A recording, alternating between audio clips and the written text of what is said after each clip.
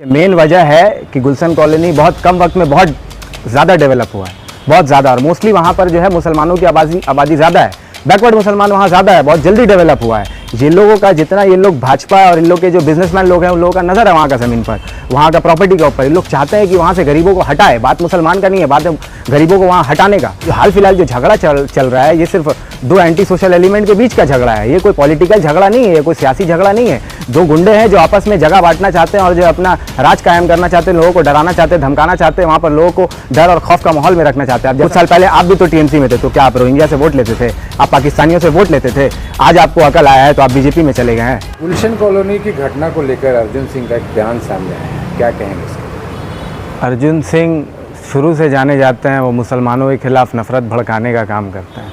आप बताइए, एक नेता होके, बीजेपी का जो नेशनल पार्टी है उसका नेता होके वो बयान दे रहे हैं कि मेयर ने गुलशन कॉलोनी को एज अ मिनी पाकिस्तान बसाया है।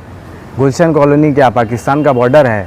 मुसलमान आपको पाकिस्तानी ही लगते हैं तो आप बताइए, आप तो बंगाल के रहने वाले बड़े बयार के लोग क्या है? मिनी श्रीलंका बना के रखा है आपने, लेक टाउन को क्या बना के रखा है? मिनी नेपाल बना कर रखा है।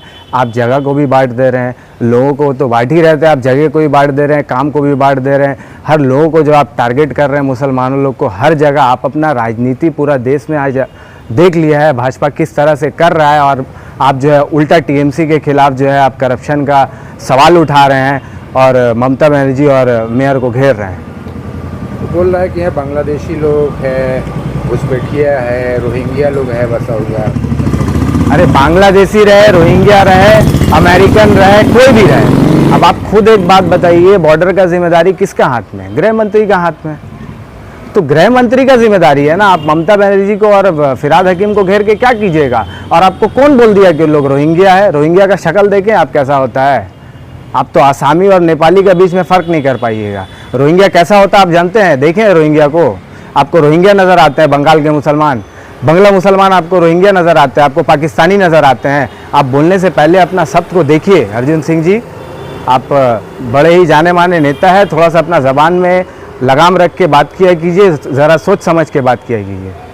गुलशन कॉलोनी को बार बार बीजेपी की तरफ से और मीडिया की तरफ से टारगेट किया जाता है, क्यों? आखिर कुछ क्या वजह है? देखिए, मेन वजह है कि गुलशन कॉलोनी बहुत कम वक्त में बहुत ज़्यादा डेवलप हुआ है, बहुत ज़्यादा। और मोस्टली वहाँ पर जो है मुसलमानों की आबादी ज़्यादा है, बैकवर्ड मुसलमान वहाँ ज़्यादा है, बहुत जल्दी डेवलप हुआ है। ये लोगों का जितना ये लोग भाजपा और इन लोग के जो बिजनेसमैन लोग हैं उन लोगों का नज़र है वहाँ का ज़मीन पर, वहाँ का प्रॉपर्टी के ऊपर। ये लोग चाहते हैं कि वहाँ से गरीबों को हटाए। बात मुसलमान का नहीं है, बात है गरीबों को वहाँ हटाने का, वहाँ से हटाने का।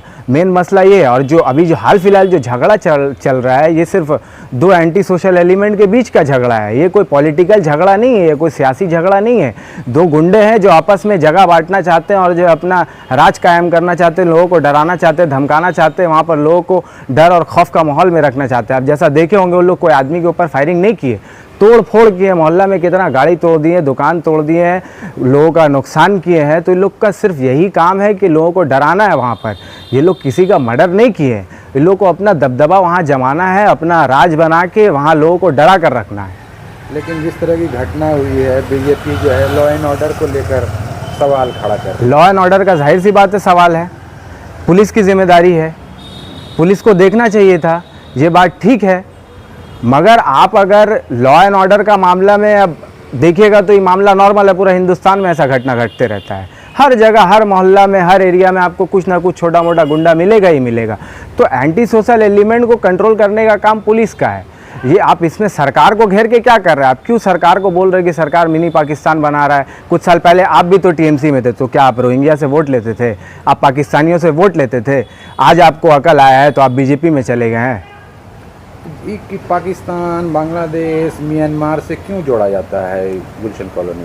अरे जाहिर सी बात है, बहुत बड़ा एरिया है, बहुत बड़ा एरिया है, बहुत जल्दी डेवलप हुआ है। बहुत सारे लोग आकर वहाँ बसे हैं, सस्ते में जगह मिलता है, लोग आकर बस रहे हैं, अपना रोज़गार कर रहे हैं, कामकाज कर रहे हैं। और ये भी कुछ वहाँ की हकीकत है कि कुछ वहाँ इलीगल बिल्डिंग भी कायम हुई है। तो बैकवर्ड एरिया में होता है, SC ST OBC एरिया में भी होता है। आप देखिएगा तो जितना बैकवर्ड एरिया है वहाँ पर थोड़ा सा इलीगल काम होता है।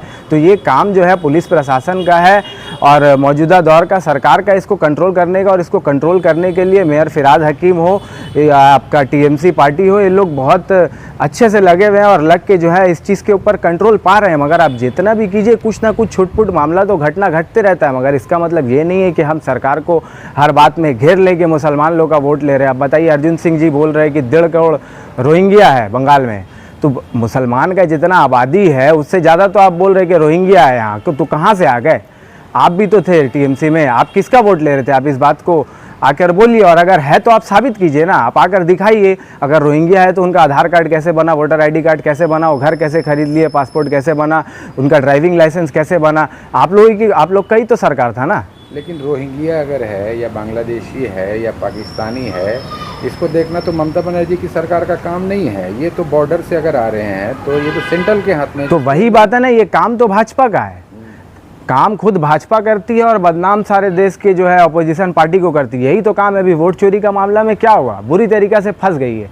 जहाँ भी जा रहा है जूता खा रहा है बीजेपी, जहाँ भी जा रहा है आरएसएस के लोग जूता खा रहे हैं। पूरा देश जो है आज मोदी का और भाजपा का, योगी का और जितना भी बीजेपी नेता है, इन लोग का शकल को देख लिया, इन लोग का हकीकत को पहचान गया है। आस्ते आस्ते करके इन लोग का जितना हकीकत है सब सामने आ रहा है। ये लोग जैसा बोल रहे हैं कि बिहार से और यूपी से लोग मंगा रहे हैं बंगाल में रहने के लिए, तो आप देख लीजिए कि आप सामने जो बिहार का इलेक्शन है आपको पता चल जाएगा। जो बिहारी को आप जिसको रोहिंग्या बोल रहे हैं वो किस तरह से आपको बिहार से उखाड़ देंगे 2025 का इलेक्शन में।